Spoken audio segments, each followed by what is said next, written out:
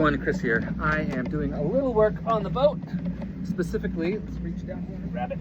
Replacing this seatalk backbone cable. So this goes from our pedestal right here down this little tiny tube here into my bunk, and then along a run that goes to underneath the seat that I'm sitting at. Thank you, sweetie. Underneath the seat that I'm sitting at, and then reconnects to the seatalk network so that the stuff on the pedestal can talk to the rest of the boat. And we had to replace this cable because it just stopped working. The reason it stopped working is when did I put it in, like last year? We ran into a little snag, and by snag I mean a literal snag. I'm trying to find the spot. And the wire itself was damaged. You can kind of see, it's not focusing very well, but the outer casing was damaged. And I was like, it's not that bad. Well, it was fine until it wasn't fine. And we had to disconnect that wire because it was messing the whole network up. So today was the day to pull it out, pull some cord in there, and like rerun the other one. And we learned a few things. First, you can't pull down, you have to pull up. And the reason is there's some weird debris at the bottom of the pedestal, which I'm 99% sure is just this giant wad of silicone that will allow you to go up but not down, especially with the head of the wire getting down there. So we did the same thing. We damaged the outer casing of the new wire. It's still working. We were able to move that damaged part of the casing down out of the way and where I hope it's not going to get water damage.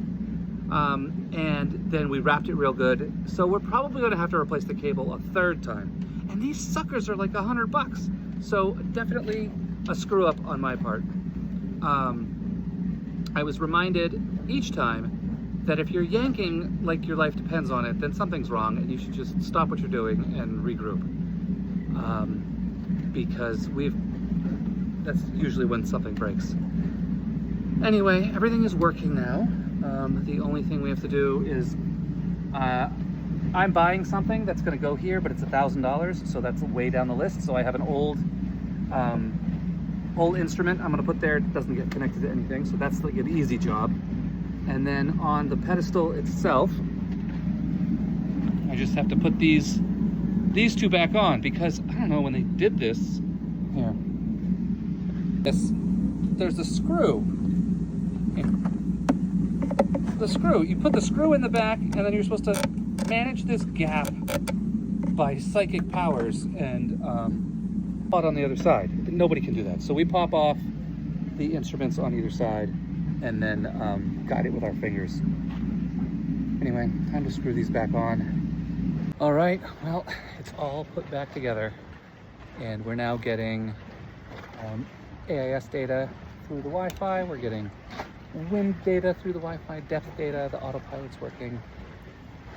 So we are almost ready to go. The plan was, for today at least, for us to be walked back and placed where that sailboat is right behind us. And then the boat in front of us was gonna power out and leave. And then that sailboat was gonna come in and they were gonna go where the power boat was, and then we're gonna walk us right back here again. I have no idea what we're doing at this point because the boat in front of us just had their heat exchanger blow. So that's definitely going to put a damper on their ability to leave. But always good for us.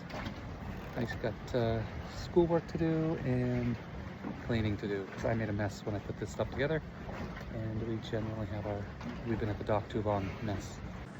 Definitely a mess to be cleaned up, but it's all good stuff. Anyway, I hope everyone is having a good day and getting ready for their weekend to start. I'm looking forward to it. We're gonna hop out and just go to the anchorage for another few days, which will be nice to be at anchor again. Anyway, chat with you soon. Bye.